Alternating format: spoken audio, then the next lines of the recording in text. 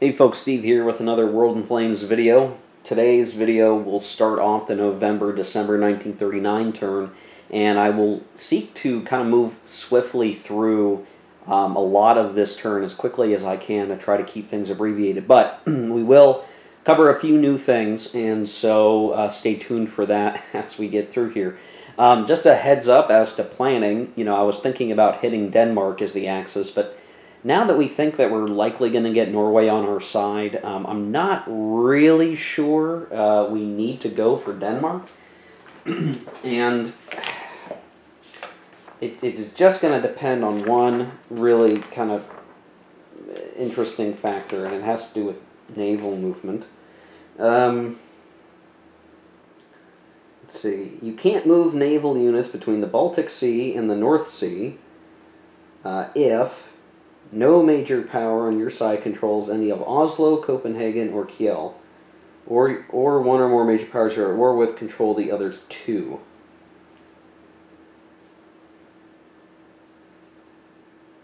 So if I look at that, basically,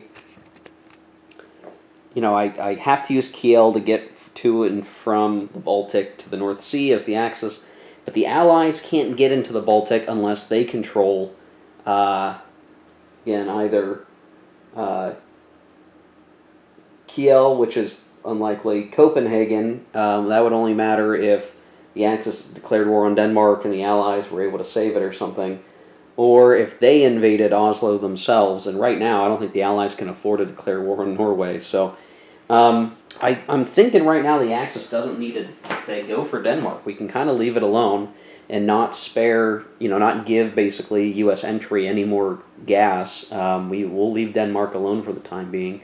I'm not sure there'll be any reason to actually go for Denmark. If we're able to get into London eventually, then we'll get this thing cleared up. The only thing is, for not attacking Norway, we're still going to have some problems with the Norwegian mining of the Norwegian coast that could come back to hurt us as the Axis. So we're going to deal with a few of those things.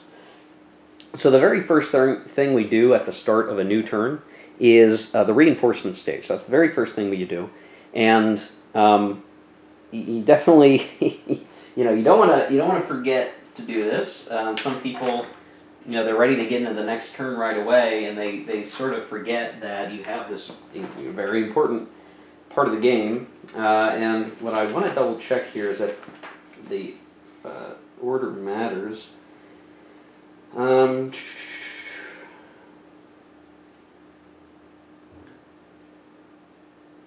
side with the initiative from last turn places its reinforcements first. So the Axis will place its reinforcements first. Okay. Now when I play with my buddies, we tend to just go place reinforcements because, to our minds, it doesn't really matter.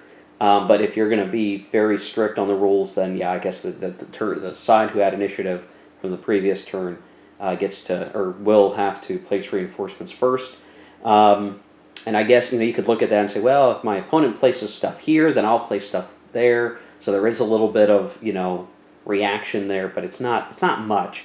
And reinforcements have to be placed basically in, that unit's home country. So it's going to be in a city of their home country. Naval units have to be in a port, and militia units have to go in the city that they're designated for, that they're named for. So there are certain restrictions to where reinforcements can go, but it is mostly very simple. Again, cities, you can't violate stacking. You can put a unit adjacent to a city, but that's only if there are no other cities you could put that unit in. So there's a couple of little logic things there, but you're going to find most of the time it's pretty easy to place replacements. Air units, obviously, as long as you're reflecting those, stacking limits will go into city, and it should be pretty straightforward stuff, right? So how do we really operate this? Well, let me take the camera, and we're going to look down here at the production spiral. So when we talked last time, it was, okay, we're going to have, these things are being built here. We're leaving the September-October turn. The turn marker is going into November-December. That's the turn that we're in.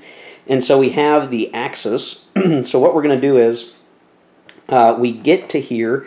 This, I'll start with Germany, I guess. Excuse me. And there's a face-down sub. So when we go to reinforce and there's a face-down naval unit, we'll put that unit face up in the construction pool.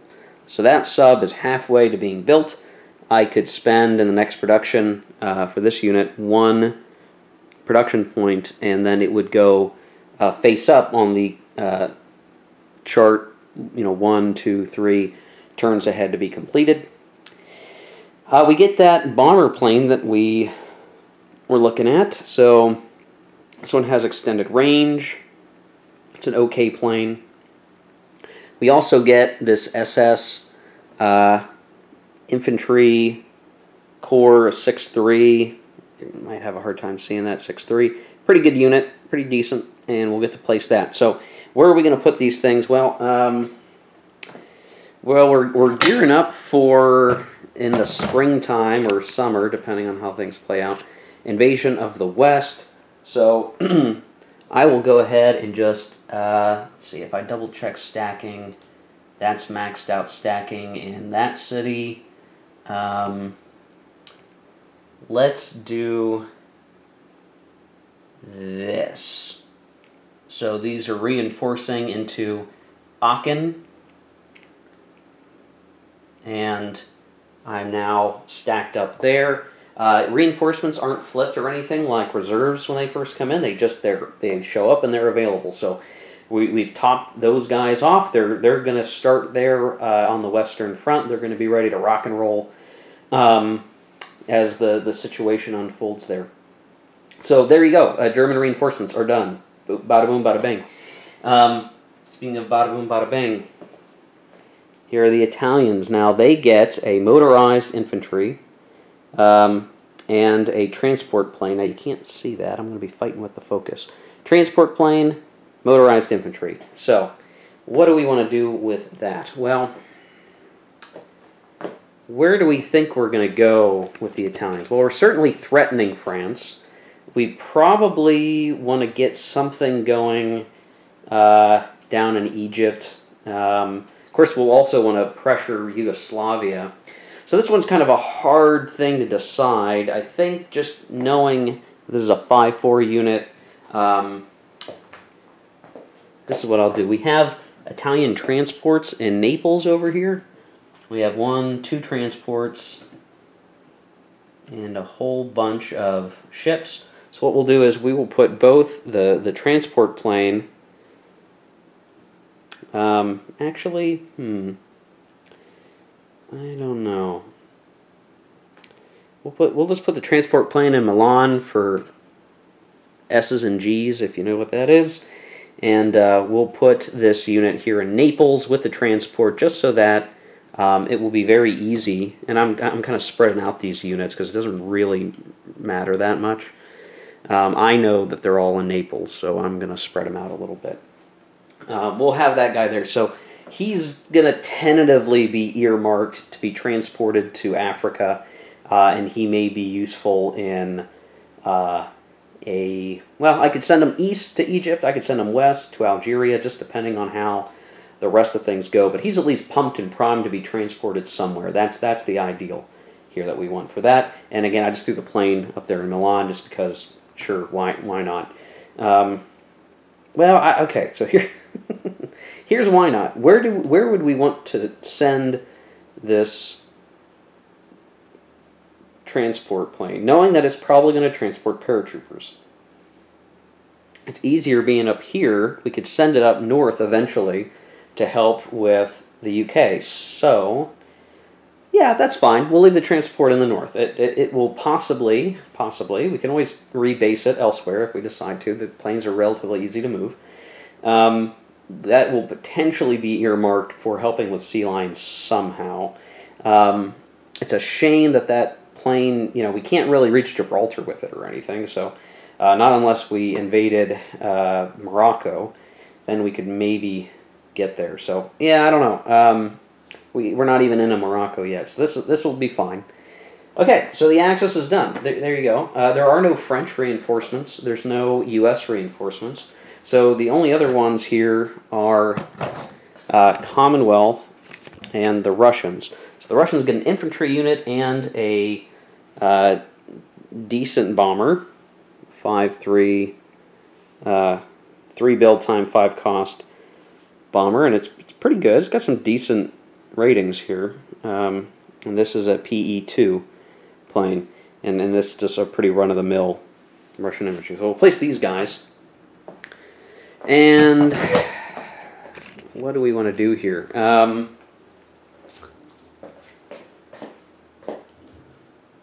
Well, we could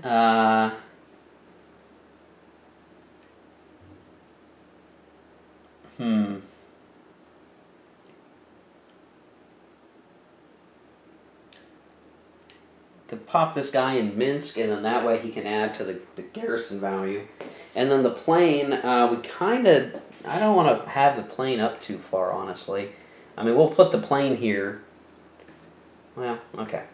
What do I want to do? I'm going to put the plane back in Smolensk. The reason I'm doing that is when the time comes, you know, if we were expecting a Barbarossa, we wouldn't want the plane to be too up front where it could be ground striked or rendered inoperable and then overrun and destroyed, that sort of thing. So we'll have them hang back a little bit. It doesn't really matter where I place these guys. I mean, the other thing I could do is I could have them go down here to Odessa and then start the threat for the Bessarabia claim. And that's an idea too, I guess. So maybe we'll do that. We'll do it like so for the time being, and we'll sort of split our difference here. Maybe not a smart decision, but I don't think it really matters here. Again, a lot of this is for demonstration purposes. And then the final units left to reinforce are British. And I'm going to move the camera yet again, just to show. So, first thing we got is the Glasgow militia.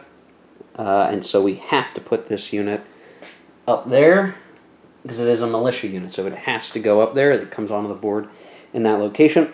We get a naval bomber, and we also get a surface combat ship. So this is a face-up ship that came up. It's just a little cruiser, pretty weak one at that. And so, Gorsh.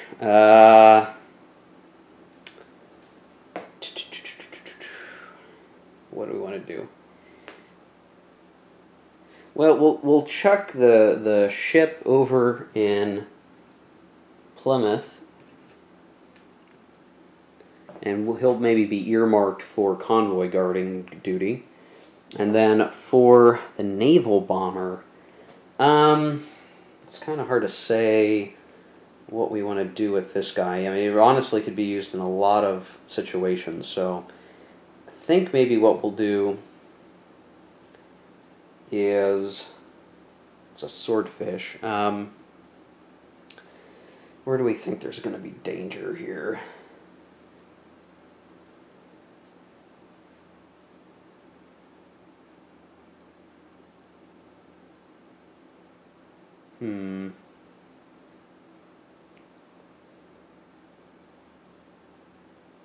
Well, we'll put it here in Leeds, and the idea will be that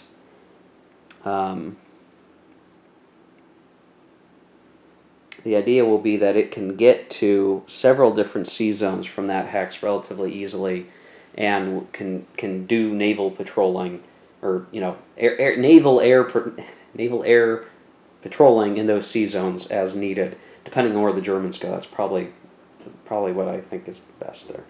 Okay, so reinforcements are done. We're all done. So that the slice over here is empty. We're good to go. Obviously, there's more stuff to come, and there'll always be stuff on the chart basically as the stuff comes on and leaves and so on and so forth.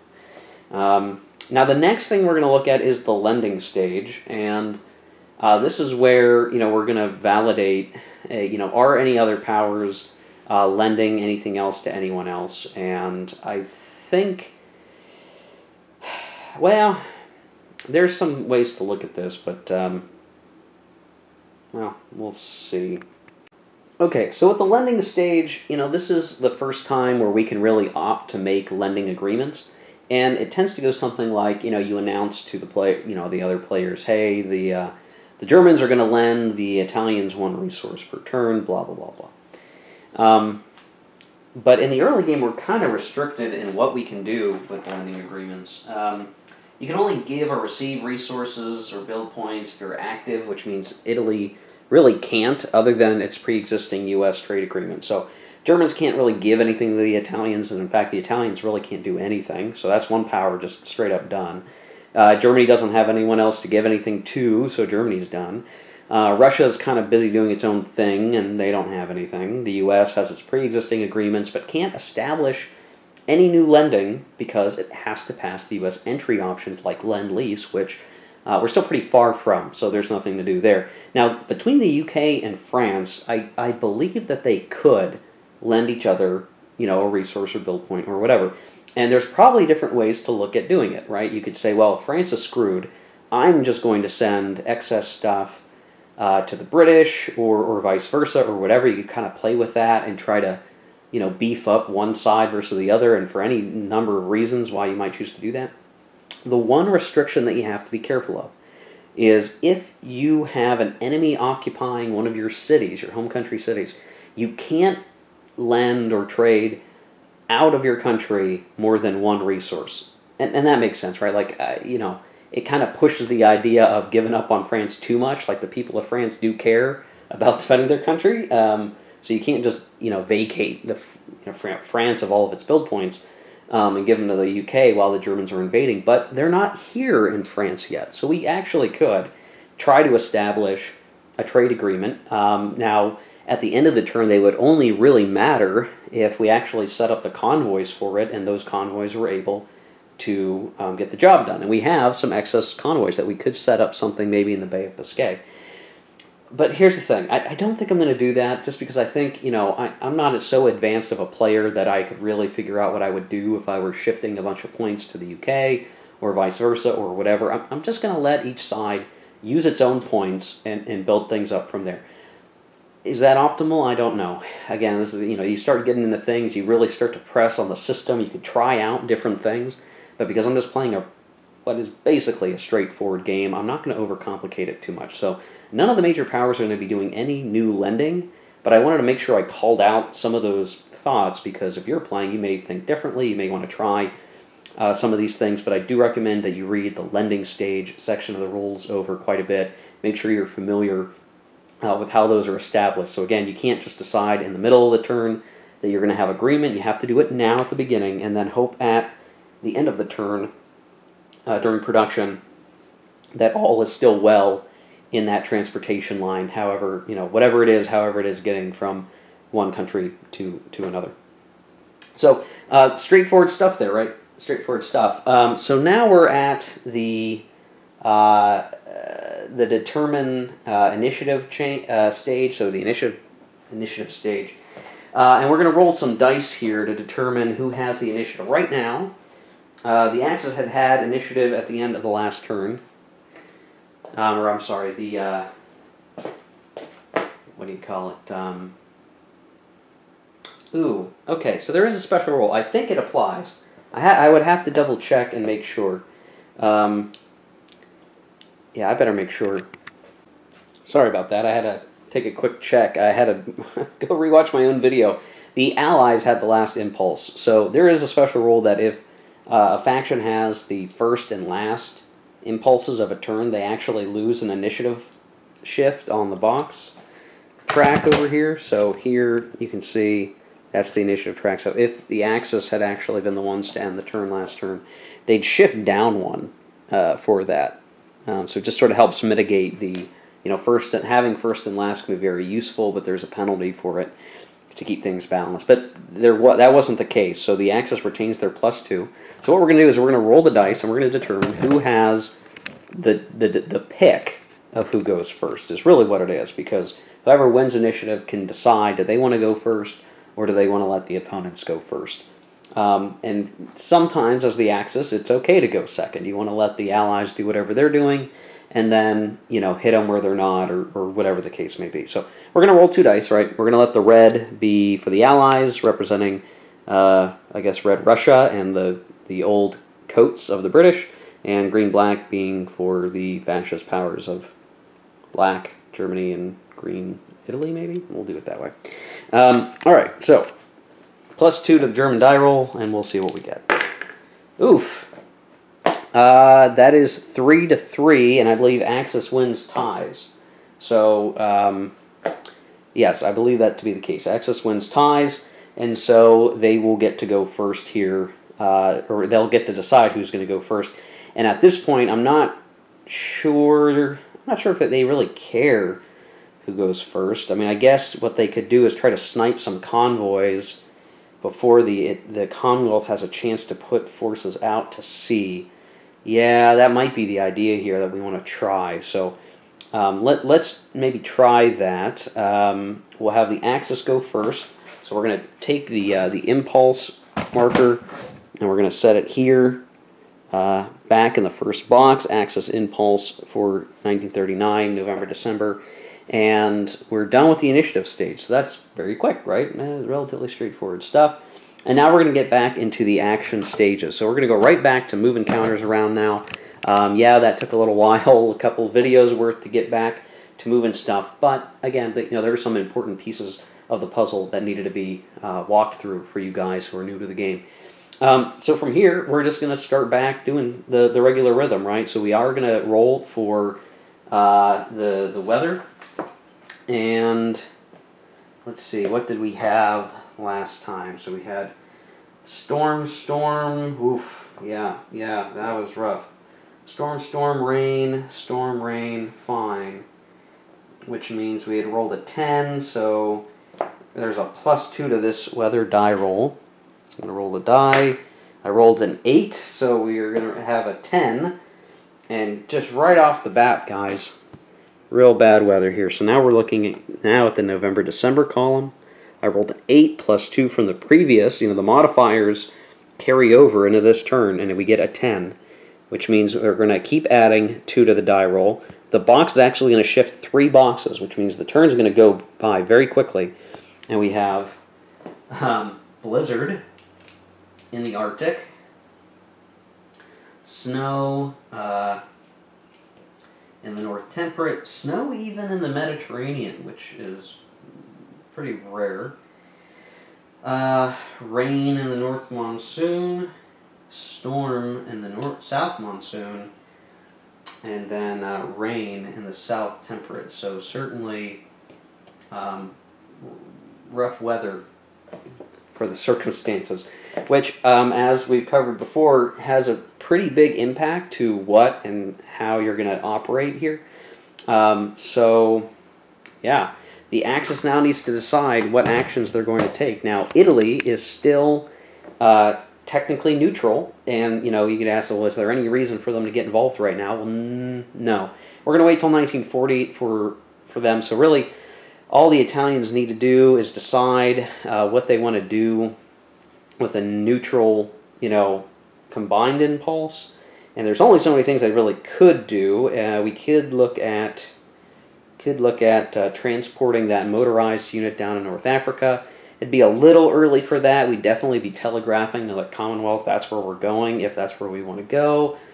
I'll need to decide that. I think the Germans have a possibility. They could do a couple different things, right? They could do a land and just start getting some of these guys pulled over, right? They've got some time to work with. They could do a combined and do a few of those moves, maybe rail some guys, and with a combined do a naval move, maybe with some subs or something, and try to hit some convoys early and just cause a disruption. Just hit the Commonwealth as much as they can before they get caught. Maybe is one way to look at it. So I'm going to take some time and think through that. The other thing I'm going to talk about here is, and I'm going to probably put a cut just so I can collect my thoughts first. What I want to do as the Axis is examine how many units the Soviets really have, and that's going to help us determine how much garrison we need to leave behind, or what's a safe amount of garrison stuff to leave behind over here while we move stuff back west. We don't want to move everything because then we're leaving our border empty, and that allows the Russians to declare ahead of time if they know what's going on with the sea line. So we need to figure out what's that nice ratio, and we can always fill in more units later, but we'll need to calculate that. So I may do a count and then talk about that when we come back. So, yeah, we'll do that. Okay, so when I describe this, for your reference, you can check the printed rulebook on page 16, the very bottom right of that page, and then going up to the top left of page 17, kind of talks to the numbers and how you compare them and how it matters. So again, Germany and Russia have a neutrality pact, meaning they are not going to fight a war against one another. That was established effectively the turn before the first turn of the game. You cannot declare war on a power that you have a neutrality pact with until after 3 full turns have passed. So basically, one turn has passed, and we're on the second turn. So really, even if the Russians wanted to, they couldn't declare war on the Germans, or vice versa, until 1940. Now, you can declare war if your garrison value on the offense is double that of your opponent's defensive garrison. That is the default sort of comparison, right? You need twice as much. You factor in those entry chits that we put last turn, right? And then the other thing you have to keep in mind is that you use the units, the infantry and the air units all count as 1 garrison. Your armor units or mechanized units count for 2, but those are added up as well. And what you end up doing is, if it's the 4th through the 6th turn, or I'm sorry, 4th through the 9th turn after the neutrality pact was made, the defensive garrison value is doubled. So just as for instance, if you only had 1 unit, for those turns from 4 to 9, they would be 2 garrison value instead of 1. But over time, as you get past the 9th turn, your garrison value either becomes halved eventually, and then quartered eventually. So the way that works, just mathematically, right, you don't have to think too hard about it, is that no matter how much garrison force you put on the border of your enemy, defensive, garrison, which, units are used for offensive garrison either way, but let's say you're the power that doesn't want to be attacked. Eventually, it doesn't matter how much defensive units you have in the border. Eventually, that opponent, the opposing power, if they've bothered to put decent force on the border against you, will be able to declare war, right? The neutrality pact will decay over time. And so for the Germans right now, if we're being our Axis self here for a second and are analyzing again, we want to keep the Russians busy. We want to make sure that the East Front stays quiet while we do Sea Lion. We need to ensure that our garrison value is always at least greater than half the Russian offensive garrison value, right? If the Russians need twice as much, we always need to make sure that we're always a little bit more so that they can't ever be double ours, basically, right? Now, I did some counting, right, and there's no hidden information amongst these units. If the Russians vacated the Finland thing and they just put everything they could, they'd have around 12 or 13 garrison points on offense. That's purely from units. That's not from U.S. entry chits. They will build more units. They will get more U.S. entry chits. So eventually that 12 or 13 is going to grow, and there's really nowhere else for the Russians to put their stuff eventually. So there will be a constant increase in what's over there. Now that means the Germans are going to be on a timer, and they have to put some resources into the defense. Now, we've moved some units to the west. We've still got a lot of stuff left over from Poland. Some of our units are going to get left behind, and they're going to garrison the eastern border in Poland with the Soviet Union. At this point, ideally we need at least 7, so that, effective 7, so that when it goes to the 4th turn after the treaty was signed, we can maintain that and continue to track all the way up.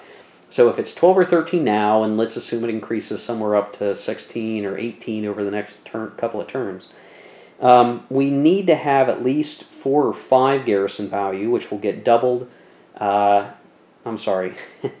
We need to at least have effectively like 2 or 3 or 4 value that will get doubled to 8 or 9, maybe 10, and that will be more than half of the 18 that the Soviets might have, right?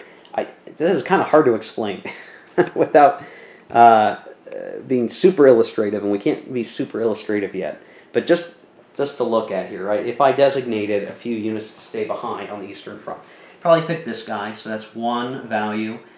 This guy, 2 value, 3, 4. I don't want to probably do any motorized, so maybe this guy's 5. So if we had like 5 infantry garrisons stay behind, 5 would double to 10, and the Soviets would need at least 20 to declare, and that would be kind of hard to do. And maybe we'd leave behind something else just to kind of help out over there. There's a couple different ways we could cut it. So effectively, what I want to do is indeed leave a few corps behind. I probably want to move all of my Air Force to the west, and we won't have any air garrison, but I think, again, for now, we can probably get away with leaving 4 or 5 corps on the Eastern Front, and that should suffice for now, right? So that's the idea. We'll have 6, but what we'll need to do every turn is validate the garrison ratio. Double check, take a look, monitor it, and ensure that we keep things up. You can't just ignore things, right? And that's probably something that I make a mistake in when I play in person with my buddies, is I'm a little more freewheeling because we're just all hanging out and playing, and we want to do the thing we're focused on. But as I'm playing solo, it is something I realize I ought to be thinking about no matter what, which is, hey, what are these garrison values? Are they being maintained properly? Do we have the right number? We do indeed have some defensive markers, so we'll be able to sustain this for a while, but we will reach a point where, like, hey, if we build an infantry unit, we need to send it to the east just to make sure that garrison is maintained. Once France falls and all that good stuff, we can concentrate on other things, but we cannot neglect our garrison in the east. We cannot do that. We cannot let the Soviets catch us unprepared. In a normal game, where the Axis is probably looking to invade the Soviet Union is going to be the one worried about that, right? And they have to decide, are they going to stuff the border? They're going to stuff that border with a lot of units to delay that declaration as much as possible, put every single unit right up against the border to delay that declaration of war? Or do they pull back from the border and have a lot of units maybe in a safer location or in a more safe line back here, but they basically are opening themselves up to an earlier declaration of war? There's some strategy notes in the campaign book you can look at that kind of talks to that stuff. So that's what we're going to do. So as the Axis decides what action it's going to take and what it's going to do, it's going to keep in mind that it probably wants to leave 4 or 5 corps behind to maintain the border, make sure they're actually in the border with the Soviet Union, which is essentially across that partition line of Poland and Prussia. And that should suffice. We should be able to operate from there, and everyone else is going to head west. So yeah, we'll need to decide, do we do a combine here, and do we operate that way? So let's figure things out.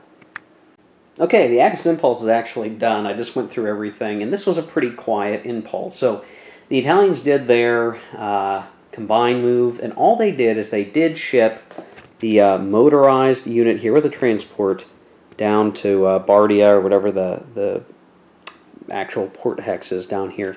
So we now have an HQ and infantry and a motorized infantry down there at the border of Egypt, purely protecting the African holdings of the Italian nation, of course, clearly.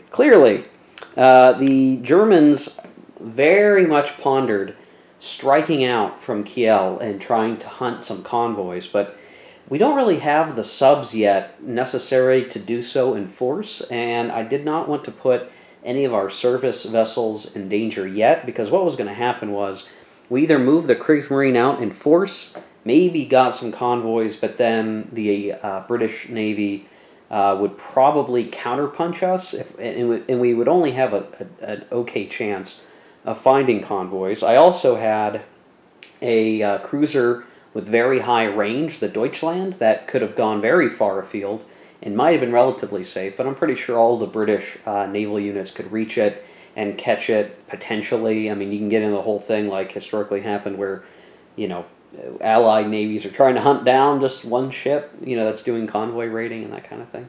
I don't think we're ready to do that yet, so I decided not to do a combined and send our navy out, and instead do a land and just get everybody started to get situated over here. And so we made use of our rail movement and our air rebasing to get pretty much all of our air moved over. I might have accidentally brought one more air unit over than I was allowed to, but ultimately it's not going to matter, guys. It's okay. If I cheat a little bit here, this is the boring stuff. I have more than enough moves to get my units to where I want them to be at this point. I did have to take some of the units over here and made sure that even though they weren't railing this turn, that I moved them to rail stations, so HQs can always rail as long as they're on a rail line. Other units have to be on a port, a city, or an HQ. That's like a rail station, so they can rail out. So I just made sure that the rest of these units around here were kind of moving towards a city or are now on a city, so that next Axis impulse, they can be railed as well. But I do have an assortment of units up here that are being designated for Eastern garrison duty. Excuse me, so they're going to be good to go there. Not a big deal. We didn't do anything else. There's really not much else for us to do right now. It's relatively quiet, just a slow turn after the initial action, sort of a breather from Case White, sort of. So we're starting to move guys over. The ones that railed are now flipped down, because once you're done railing, they're flipped down. So it's sort of like, you know, could they have gotten all the way over here in one turn? I don't think so. So it was more efficient to rail them. Even if they're face down, they'll flip face back up for the January-February turn. Not that we'll likely really be doing anything for that. Well, the one thing that'll matter over here, you know, it's going to get congested. I've got a lot of air units on top of stacks of units. I've got HQs with units on top of them that were flipped because they railed. Ultimately, you know, prior to the grand events here in the Low Countries in France, I'll be making sure very diligently that all of my units are in the right hexes that I want them in, that I think they'll be the most useful. And, you know, that can take some time to get just right, but we do have plenty of time, really, to do that. It's not a big deal. If we take a land impulse, we basically can set up any which way we want, and we've got plenty of impulses in between there. So the Italians are done. Very last thing we did in the impulse was those German air rebases, so they're getting situated. Things are shaping up pretty good so far. Again, not going to be intruding on Denmark for now, so we've got some units we can kind of play around with if we want. I will need to look at, you know, where am I going to put our paratrooper plane that's up there near Kiel. I need to move it down south, but it won't really matter. We're not going to worry about that until much later when Sea Lion's more of a reality. So that's it. So what we're going to do is the Allied impulse is going to come up, and just to show again, we're going to slide it 3 boxes, doot, doot, doot, or 1, 2, 3, so they'll be here. We flip that to show is the Allied impulse, so we're already on the 4th box. Then we keep the same weather here, so it's blizzard and snow and raining and storming, and it's just all kinds of badness. So that actually makes a big difference in terms of deciding, do we do anything as the Allies? What can we do as the Allies? And we might not do as much as you would think. This really comes down to, you know, what kind of background stuff can we do? Because we're not going to fight the Germans now, right? They're massing on the border. The best we can do is some more naval and air type stuff. Probably working to make sure we can get our guys across the channel and back to do all the other things that, you know, really we need to be able to do. So, yeah, we'll look at that here in just a second. Okay, well, the Allied impulse, first impulse, is pretty much done. So let's talk about what we did. First, I'll say, as the Soviet Union, they really didn't do anything. There's nothing really for them to do yet. So they took a combine, but there was really nothing for them to do.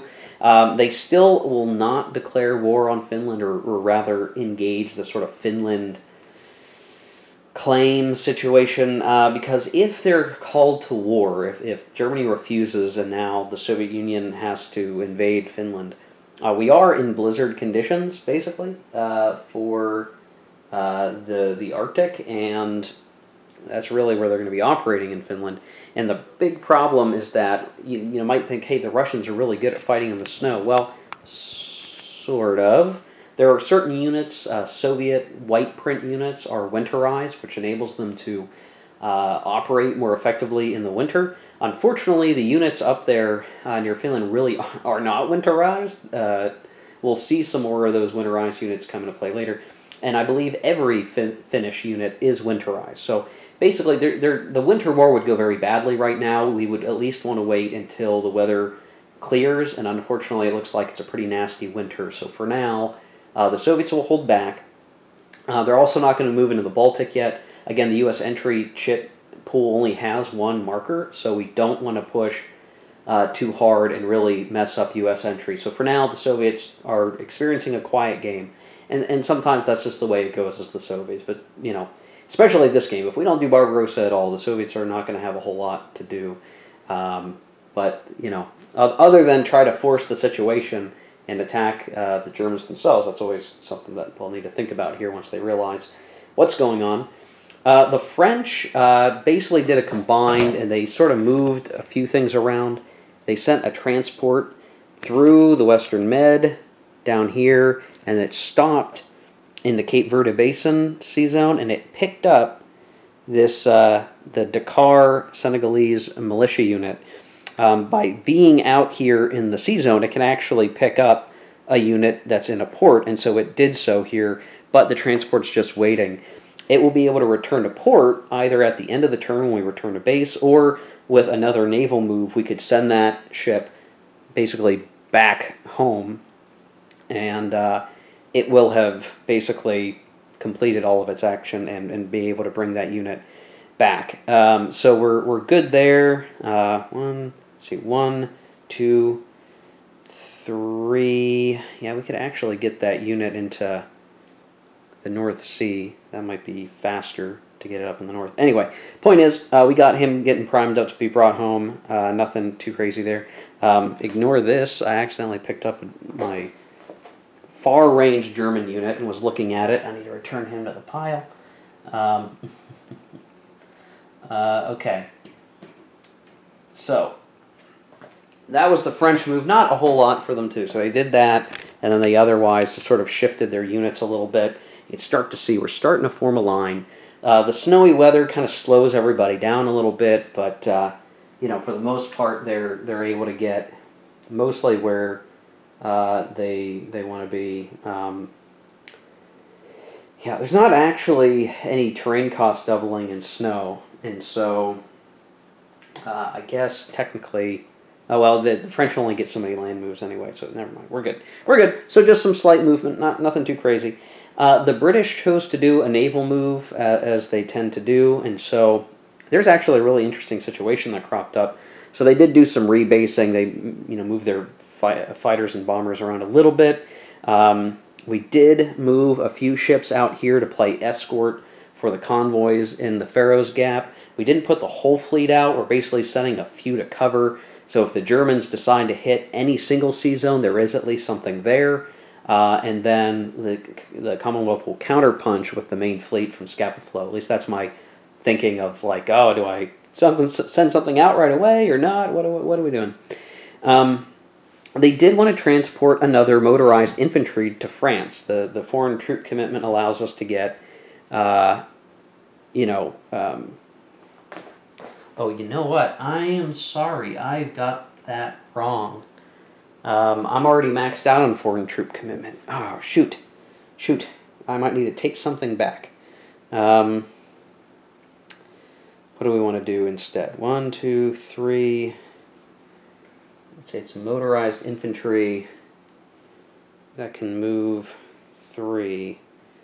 So I guess what we could have done is 1, 2, 3. Okay, we'll just do that. All right. All right, there was a whole thing about not having the right foreign troop commitment, and I think technically I might have screwed some of that up earlier where we had a transport in a port that shouldn't have been allowed to be there. The whole foreign troop commitment thing is basically your HQ can be there in your friend's home country, and then their reorg value is how many other units can be there, and for the HQ there, the value's only at 2, so we could have this mech and we could have this motorized unit, but we could do no more, and basically, I probably shouldn't have had a transport in port at that point.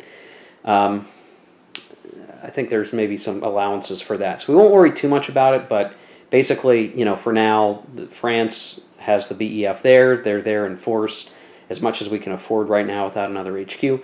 And so we have sent, now it was going to be 1 unit, and then I had one guy sitting out here at sea to come into France later, but I brought him down now. So we have 2 units in Gibraltar. Now one is a garrison unit, 4 strength, and the other is this motorized infantry, 5 strength. And having the motorized unit here on an island probably doesn't make a whole lot of sense, right? Well, we'll wait until the transports can be flipped again, and then we'll transport a unit either... We probably won't transport it to Malta, but we'll be able to move that motorized infantry into Egypt. So there'll be some reinforcements sent to support the Egyptian force, and we'll at least have our butts covered a little bit better over there. And so, yeah, that was really about it. There wasn't a whole lot that could be done. Accidentally moved that guy. Not a whole lot more that could be done. We're just shifting stuff around. But again, this is a pretty quiet. It's going to be a pretty quiet turn. So there you go. So the allies are done with their impulse. We're going to shift the box 3 times. 1, 2, 3. Now the Axis will go again, and they have a 10% chance basically to end the turn, and they'll have to decide what they want to do. We will roll some new weather, so we'll add 2 to our die roll, and we'll see what the weather is.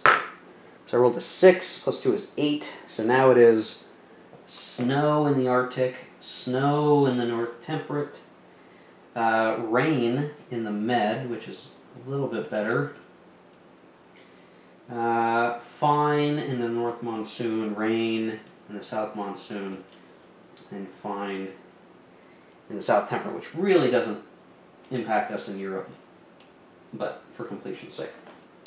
So there we go. So that's the new weather. Blizzard turns to snow. Really, in the theaters of operation that we care about, the Arctic and the North Temperate weather zones are all snow. So, all that effectively means is attacking is harder. And supply range is a little bit reduced. And, yeah. So, and then there's a few things impacting air and whatnot. So, yeah, it's still not a great turn. Like, what do you want to be able to do here? Better than this blizzard all over the place, at least. But yeah, we've got to figure out what the Axis wants to do here. So I think what we'll probably do is...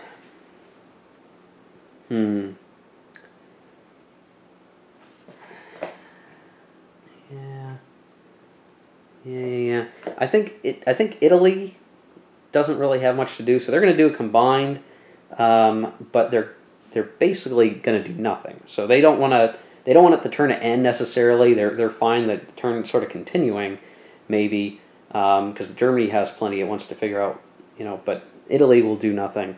Germany will probably still do a land, and we'll get all this stuff sorted out. Okay, yeah. Italians didn't do anything. Germans moved, again, more units just into that common border, so they should be pretty set there.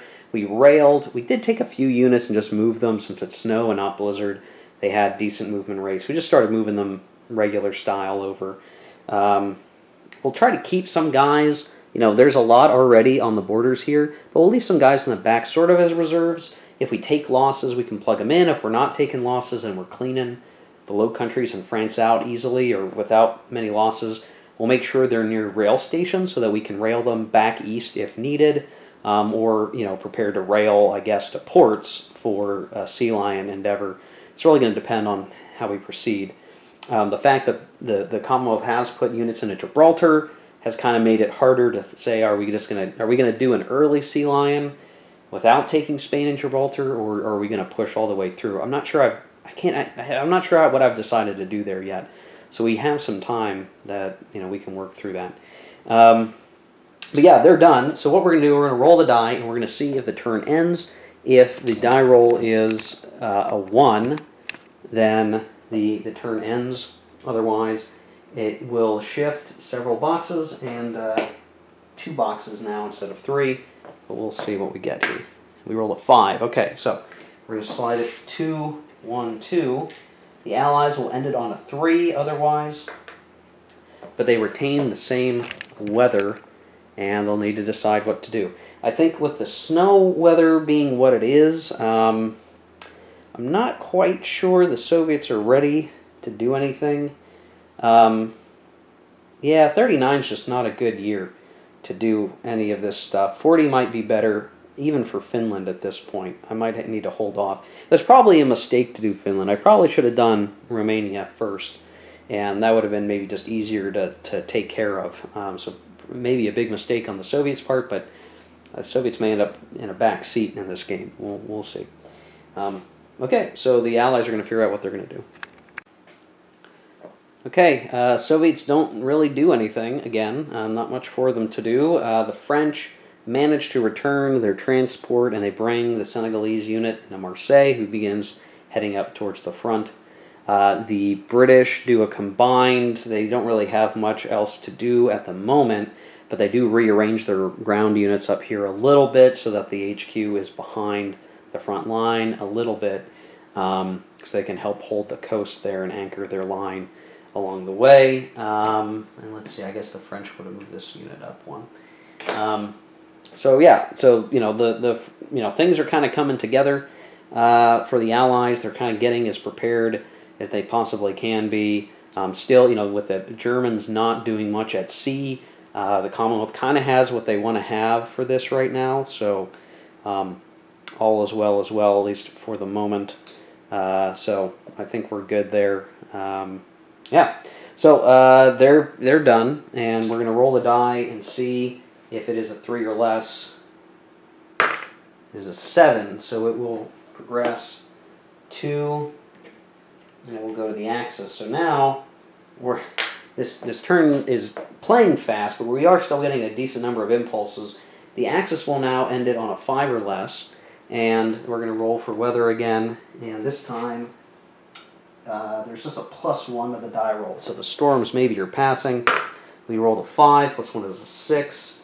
So it is snow in the Arctic, storm in the North Temperate. So that slows everything down, unfortunately.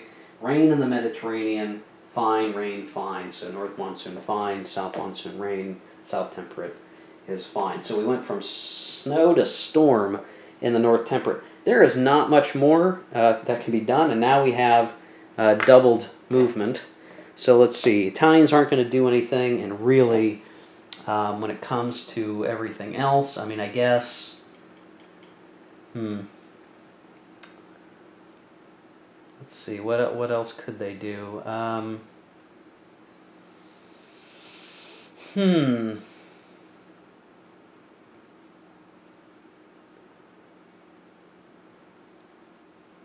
I think all these guys up here are going to be pretty much fine. I guess the only other thing they might do is 1, 2, 3, 4. 1, 2. 1, 2. Just sort of spreading them out a little bit over there. Let's say we did another land or something, right? 1, 2, 3, 4, 5, 6.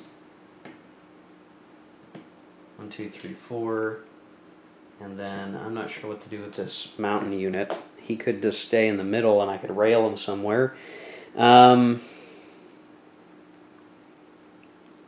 He might be useful for the eventual invasion of Yugoslavia. I'm not sure how good the mountain unit's going to be. Oh, never mind. We need that mountain unit for air transport eventually. So we will rail him. We'll rail him up to Bremen.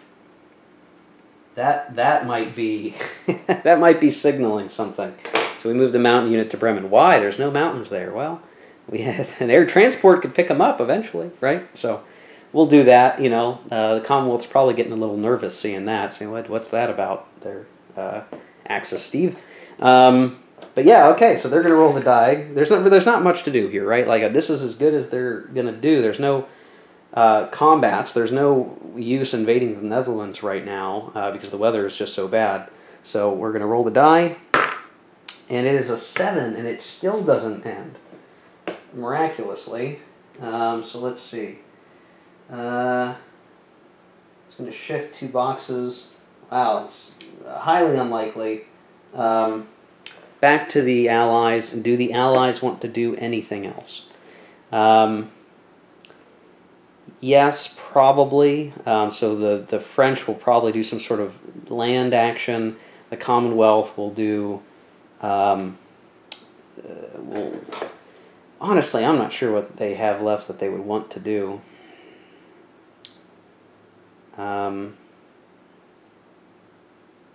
Really not sure what they would do here.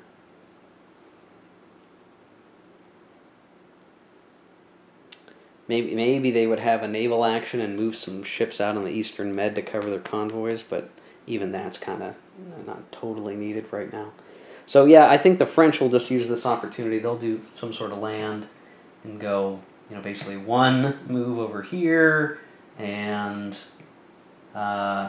one move over here, one move over here, and yeah, gosh, there's not much to do here. Okay, well, yeah, that's it. There's really not much for us to do. It's really just waiting for the end of the turn, and we rolled a 4. So okay, so the Axis started, the Allies ended, so the Axis will continue to hold their initiative advantage into the next turn. We're already at the end of the action phase because, again, this is a winter turn. Winter turns in WiF go fast. There's not as much to do. You're usually getting ready for the next big thing. If you're in the middle of a war, the weather makes it so attacking is not very valuable. You're usually just trying to make sure all your units are in supply, and then when the weather clears, you can start activity again. Winter offensive is very difficult. You likely need winterized units, and there's not many of those, and only for certain powers. So it's more like dead time here, right? So that's going to lead us right into the end of turn stage, and I think we could probably do that pretty swiftly, and we'll get through it. So we'll be right back in a second for that. Okay, so getting to the end of turn stage, I was going to do partisans, and I ended up rolling a 5, which puts us looking at Poland here. So you see the partisan chart, Sweden, Italy, blah, blah, blah. None of these really matter except for Poland at the moment. And we do have both, technically speaking, Poland has been taken by Germany and the Soviet Union, but any partisans that would show up in Poland are controlled by the power that controlled Poland. So that would be the Commonwealth, and really the Commonwealth really has no reason to put a partisan in Eastern Poland. Really, they'd be targeting disruption of German activities. And so there is a possibility that we might see some partisans, which is why I'm doing this on camera. So here, if we look, there is that fist icon there that with a 6 in it. And so we would roll a die. If it was a 6 or less, we'd get a partisan. But you add as a modifier to your die roll the garrison value that you have as the conquering power, the enemy power in that country, in that area. And so we would actually count 1, 2, 3, 4, I believe. Yeah, 4 units. So basically we're going to roll a die and we're going to add 4. And it's a small chance of a partisan showing up, but I just wanted to show this as an illustration of like, oh, maybe I should have left another guy behind. If you're playing with the deluxe game and you have divisions, you could leave like a division behind, and that kind of helps. The main thing is that we're going to find is if we roll the right number, which at this point would have to be a 1 or a 2. Those are the only, 20% chance basically of getting the partisan. We couldn't place it in the ZOCs of any of these infantry units, so we could put it in Lodz. That would disrupt one of the factories. We could place it on a resource. That would disrupt one of the resources, probably more worthwhile than a factory necessarily, but we'll have to look at that. So yeah, something I maybe could have kept in mind. If I had left one more unit in Poland proper, if I pulled some of these guys down from up here, we would be fully garrisoning the country and they couldn't get any partisans. But we've sort of left ourselves a little bit open, so I'm going to roll the die. Probably won't matter. I rolled a 5, so write it down here. So we're good. That's it. That's it for the partisans. I just want to make sure I called that out. You know, if we actually had placed one, we would draw randomly from the partisan force pool. That gets additions each year, just like all the major powers. And again, we probably would have put it somewhere, you know, down here for a couple of reasons. One, we would, you know, disrupt access to that resource with the partisan, and it would force the Germans to have to come down there and mess about with it. So this time, you know, the Germans are fortunate here. They didn't get it. It was a small chance, but they're fine. But it is something now I'm thinking about is, oh, crap, well, you know, if Poland comes up again, I might not be so lucky. I might need to plug another unit down there and just sort of have it in the general area in the south part of Poland. I probably don't have the forces, you know, free to just go and do that, but I don't know, something to consider. I think some of it is when you're dealing with partisans, or you want to, you know, field things out for partisans. You know, garrisons are great for that, right? You can rail garrison units. Garrisons, as an example, are like these units down here with low movement factor but decent combat factors. They're not very mobile, right? So you want to put them in places, you know, and the fact that they're garrison units, quote unquote, makes sense, right? You're going to use these units that are maybe less effective in many cases on garrison duty because they're not going to move very far. We have a number of them. I'm using them to kind of help fill up the western front, but once we take out France and we have a little bit more free space to work with here, and we need to garrison these territories, I'll probably spread them out a little bit and just ensure that, you know, we're not in danger of heavy partisan issues. There'll always be a concern of partisans, especially in the classic game, where we don't have divisions to kind of fill the gap, but won't worry too much about it. Okay, and now we'll look at U.S. entry. So this is one of those things that is, again, impacted by the special rules that we're looking at.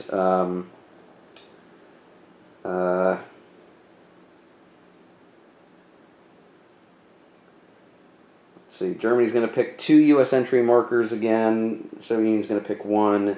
And the U.S. is actually not going to get a free one this turn. So ordinarily, they get to... they'd actually get one, but here, because of the special rules and we're just playing Europe, basically we're only going to get one every other turn. So because of the second turn, the U.S. is not going to get a free U.S. entry marker. So that's a bummer for them, and they're going to have the U.S. entry markers filled up with lower value chits here in 1940, as we discussed in a previous video. So let me get through that. Okay, real quick, I want to show what the Axis drew for U.S. entry. They drew 2 1s, and so, you know, what they're going to do, they're going to bluff a little bit, and they're going to put these as attack markers. So we actually have a fair number of offensive garrison, even though that's not our plan to invade the Soviet Union, but we're definitely scaring the Soviets a little bit in terms of what we're doing. So we're trying to, you know, confuse our allied opponents maybe. What are we doing? Are we doing Sea Lion? What's going on? People have seen the builds that we started, but it's not totally clear what we're up to. And so both of those chits, because the Germans get 2, are used for that purpose. The one that the Soviets get is a 2 value, and I think they're going to put that as a defensive marker over here, again, just to kind of keep things going. It's going to be a weird situation for the Soviets, right? Are we playing dumb? We kind of have to here, because there is a little bit of, we don't really know what the Germans are up to. We've got our own stuff going on, but we do need to be able to be ready to fight when the time comes, so we're just going to work it that way for now. And again, the U.S. is not going to get a U.S. entry chit this turn because we got one last turn. In terms of our 3 value in our pool, that's doubled to 6. The question is, do we do any, can we even do any U.S. entry options? And right now the answer is no. So with only a 6 and the Axis not invading Denmark or Norway and thus not putting more chits in, the U.S. really can't do anything. It has an option that it can take for when France is Vichy to deal with one of their carriers, but we're not there yet. So there's nothing for the U.S. to do. That much is over with, and now we have the return to base. Just very quickly, you know, we're probably, I'm going to just do this by sea zone because it doesn't really matter a whole lot. We'll say the, you know, the Italian plane goes home so it can come back. The French sub will go home for now. We're going to have, let's see, we're going to have some of these ships that are in the Western Med go to Gibraltar. The rest are going to slide down a box, slide down a box, slide down a box. Just so there's coverage out here, right? That's the idea. This guy's going to go home also to Gibraltar. These guys will slide down. I'll actually send the Ark Royal back to Gibraltar as well. And this guy will go into the 0 box. I'll have this guy go down and, well, yeah, I'll just have these guys go like here. Whoops.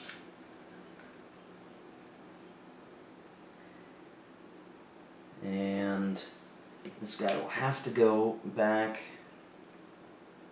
And we'll just slide these guys down a little bit. So that's pretty straightforward. Again, you either have the option of sending guys home, or they can stay in the sea area, but they have to go down a box. So they're a little more susceptible to an opponent who could come out to sea and get into a higher box, but we're at least leaving guys out there to maintain something resembling some defensive postures there. Nothing too crazy, and that's really it for the return to base. There's not a whole lot here to do. I'm probably playing funky with Classic because I'm very much used to Deluxe, where I have like a ton of cruisers, light cruisers, that I can leave out at sea and help be convoy escorts. Here, I really don't have the bandwidth, so I have to send out like, just these big ships because I don't have, it's just a different composition of counters, and I'm not really used to that. I'm so used to Deluxe, where I just have all these extra ships because they're all divided out, and you can spread your force more broadly if you want to do that, and sometimes I'm sort of used to seeing that done, so I don't know. It's kind of weird for me, but I'm feeling it out. This is a weird learning experience. I'm learning a simpler version of the game than what I'm used to. Bizarre. Okay, so return to base is pretty much over. There's nothing really much to say about that. And now we're going to get into final reorg. So I'm going to take a minute to do that, and then we're going to get into production now. Here's the question, right, that can be posed in terms of baselining, right? So the final reorg, I'm just going to go through off camera and flip up all the units that need flipped up. That's easy. For production, I'm going to do production. I'm not going to do it all on camera because that takes too much time, right? It takes a lot of time. But I want you to keep something in mind, right? We did production in a previous video for turn 1. Has anything changed from that turn to this turn? The control of Poland has stayed the same. There are no partisans. We do have the trade deal with Norway, but we factored that in last time. So the question is going to be, will there be anything that impacts production this turn that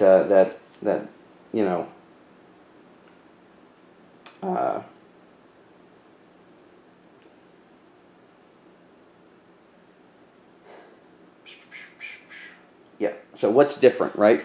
Now you might say nothing's different, right? We could actually go through and do all the production just like we did, right? The Commonwealth is getting all of its convoys. The French, nothing has really changed there. They're going to get all the same stuff. Italy's going to get all the same stuff. Everyone's going to get all the same stuff, right? So in theory, I should be able to look at a baseline, what I did last turn, what was the production for last turn, and I can just do the same thing, right? I can just, everything's getting to where it needs to be. I can take the same production build point values that I did from the last video and apply them. However, there is one difference, and this is something that should not be forgotten, and if you're an allied player, you're going to want to make sure to remind your German opponent, regardless of the Norwegian, regardless of the Norwegian reaction to mining the coast, we did have the Norwegian coast mined. So from now on, I'm reading from the rulebook here, if the last impulse of any turn is blizzard or snow in the Arctic weather zone, Germany may only ship Swedish resources through the Baltic Sea that turn if Oslo is Axis controlled, or there are equal to or more face-up Axis service vessels in the North Sea than Allied. So we didn't put any units out there. We were concerned the Commonwealth would hit back. And we don't control Oslo. Now Norway is willing to give us trade, but we're not. It's sort of a weird thing to try to understand, right? We're going to get the one resource from Norway due to the trade deal, but we're not going to get. Germany can't ship the Swedish resources through the Baltic Sea this turn, so we're going to miss out on the 3 from Sweden, but we're going to get the 1 from Norway. So this is where, you know, I guess if you're looking at it as, oh, Steve, you should have just invaded Norway, screw aligning them or whatever. This is one of those cases like, oh well, you know, I'm paying for it, right? I'm paying for it either way, because now the Germans are not going to get all the resources that they would have gotten before. They're going to miss out on 3. They're getting 1 for the trade deal with Norway, which is fine. But we're missing out on 3, and that really kind of hurts, especially in the early game, because we want to make sure we get things up and rolling. So this hurts. This is pretty rough, and it's one of those incentives as to why the Commonwealth wants to mine the Norwegian coast. You know, even if, okay, you know, you might tick off the Norwegians, the Germans are now effectively losing out on 3 build points, or some, you know, allotment of 3, you know, a few build points, right, essentially. With the production multiplier, you know, it's goofy with the resources to factories, but we're missing out on some build points, and that could be, you know, essentially most of an infantry corps or something that we could have built, or another fighter or whatever. Now we don't get that, so I'm going to go through and do production. I'm going to do that off camera. I'll talk a little bit about what I decided to build when we come back, and then we'll look at the peace phase, which nothing is going to occur in the peace phase because everything is, you know, nothing really changed, and we'll talk about some just end turn stuff. So it should all be one video for the second turn of the game. We'll be right back. Okay, real quick, I just want to show what the Commonwealth built. They got 11 build points once again this turn, and what they ended up pulling was they went for an infantry, and they actually pulled an Indian infantry. Now, we won't lose out on this unit because it is a regular infantry unit. It will come as a reinforcement in Suez down in Egypt, so that'll be somewhat useful to help reinforce that. So that's going to go on 2 turns ahead.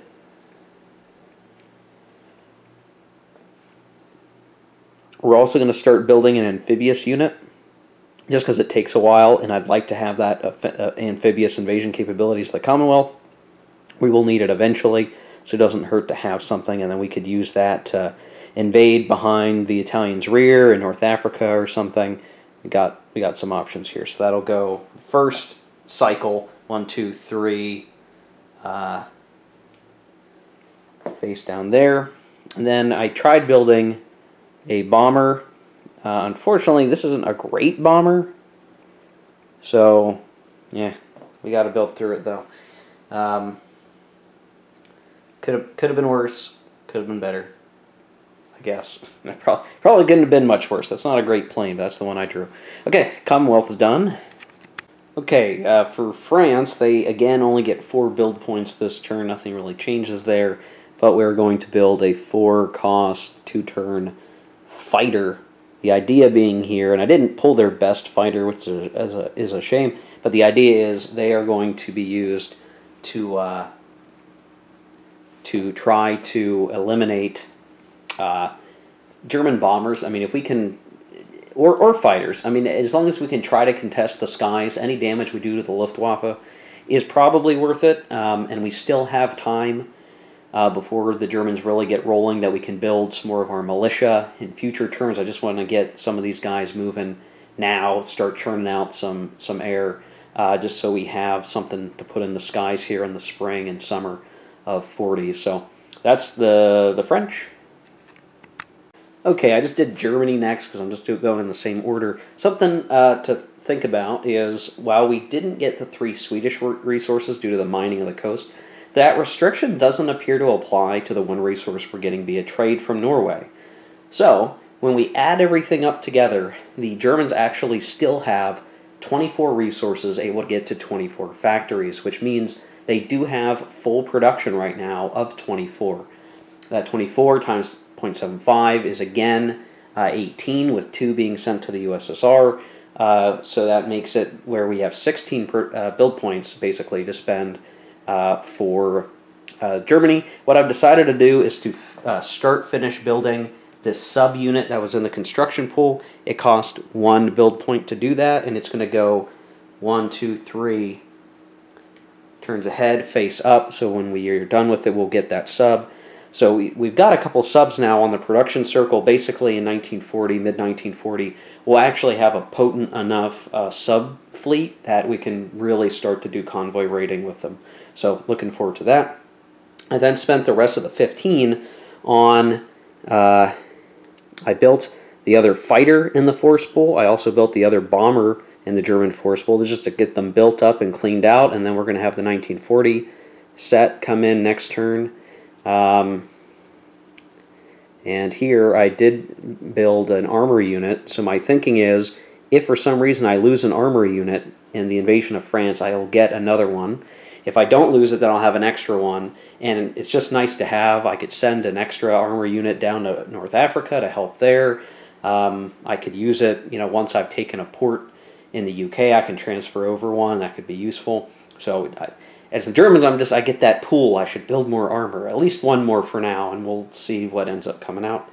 And then, yeah, so the fighter, the bomber, and the armor. The armor is going to take 4 turns to build. 1, 2, 3, 4. So that's kind of a pull there. Bomber's going to take 3 turns. The fighter's going to take 2 turns to build. So there we go. Now Germany is done.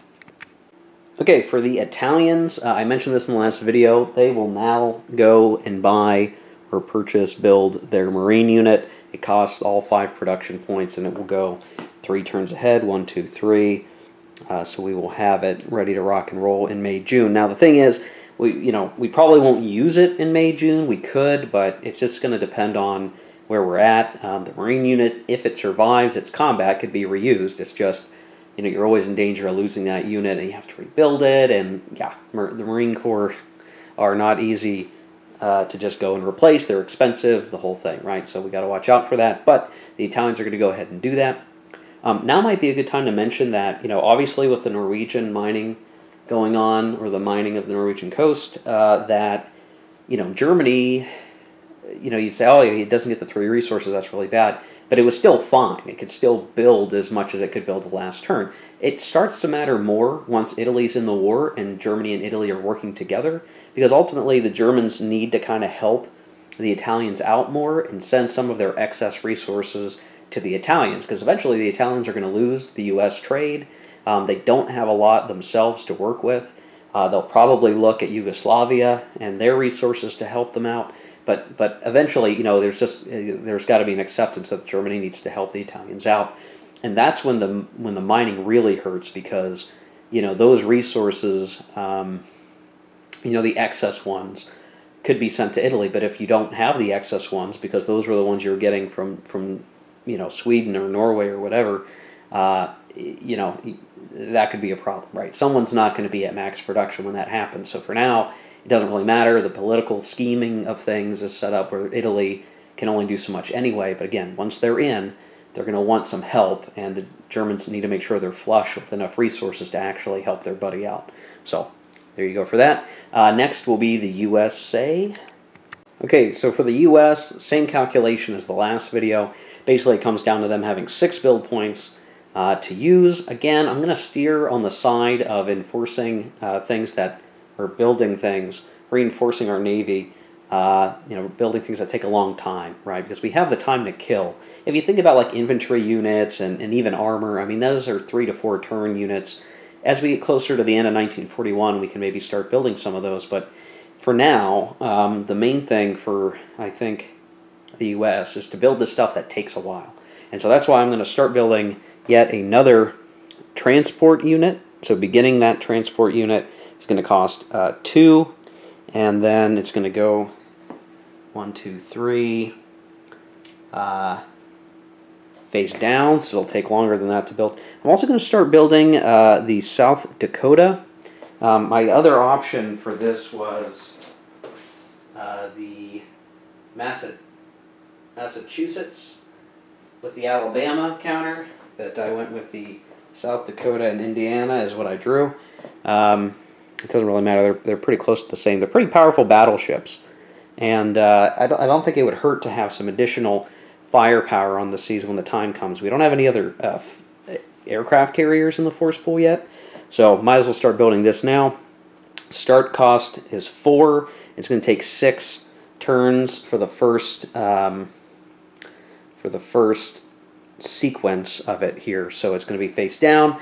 That's another one where, you know, it's going to take a couple years to build that unit, but it'll probably be the only battleship we really bother to build. I think from here on out, once we get new units in the force pools, we'll focus on things like smaller vessels that are better at dealing with subs, and probably maybe build one more aircraft carrier. You know, it may not really matter a whole lot. There'll be a point where once we have more air in our force pool, we'll just start churning out air and everything else, right? But for now, I think we're doing okay there. So, US are done, and we'll look at the final faction, the USSR, here in just a second. Okay, so for the Soviet builds, they, again, just like the last turn, get 8 build points. Nothing's really changed for them yet. And so what I decided to do was build a regular infantry and a mechanized. Now, it might be kind of odd to be building like the armor I did last turn and the mechanized this turn. Some people might say, just build nothing but infantry. I want to make sure I can use my mech and my armor to kind of oppose the German armor if it comes to it. Because there's a whole thing about, you know, do you use the assault table or the blitz table? And the blitz table is provided if the attacker has more armor or mech than their opponent, and I at least want to have some as the Soviets, so if there's massed armor somewhere, we can try to mitigate it and stop them. Or if we're the ones on the offensive, obviously having some mech and some armor is useful. So whether or not we're offensive or defensive as the Soviet Union, if we're starting to suspect there might be a sea lion, I think these builds are kind of fine for now. We probably won't build too many more of these armor or mechanized units. They take a little bit longer than infantry. Probably from here on out we'll worry more about infantry. We'll probably worry more about the Air Force, but for now these will work. So the infantry is going to go on over here, and the mechanized unit will be over here. So there we go. Yeah, that'll work. Okay, so that's production for everybody complete. Pretty straightforward stuff, nothing too crazy. Again, building the stuff that takes longest early will pay off as we're in the middle of the war later. It can sometimes just be more about what do you need in the short term within the next couple of turns. The faster turnaround units, maybe rebuilding militia to put back in the line, that kind of stuff may take more dominance, where here it's still early. We can build the long-term stuff, you know, early on is probably better. Okay. So that's it for production. We would go to the peace phase. There's nothing to adjudicate here. No other powers are under threat of being conquered. You know, Poland remains conquered, and the Germans haven't invaded anywhere else. So that phase goes by just like that, and we're done. So victory check. No one's won yet. And I guess before I take us away, we're going to be taking the turn into January, February 1940. There are some special things that we'll look at in the next video because it is the start of a new year. We will get to add the 1940 units to all of the force pools. That's going to be kind of interesting to see what the powers can build, because some units of the force, some units within a force pool have been built out for some of the factions already. They built all of their fighters. They built all of their bombers. Now they're going to have new stuff to play with, usually much better than the other earlier versions of those units, and some factions will get stuff they didn't have access to before, like I believe the Italians get their paratroopers in 1940. So there'll be plenty of new considerations. It's always a fun time when the year turns over. You get to look at the new stuff. So we'll look at that in the next video. I think that'll do here for this video. Hopefully it's not super long. I haven't looked at the combined time yet, but one video for November, December 1939 makes sense to me. So good stuff, guys. We'll see you in the next one. We will start 1940 in the next video. Thanks for watching. I hope you liked this video. If you do, hit like. If you want to see more, hit subscribe. World in Flames is a great game. I really recommend it to you if you haven't played it yet. If somehow you're watching this and you're not already interested in WiF, I hope this has interested you. If you're a new player, I hope this is helpful, and if you're a veteran, I hope this is entertaining. So we'll see you guys. Take care. Keep gaming.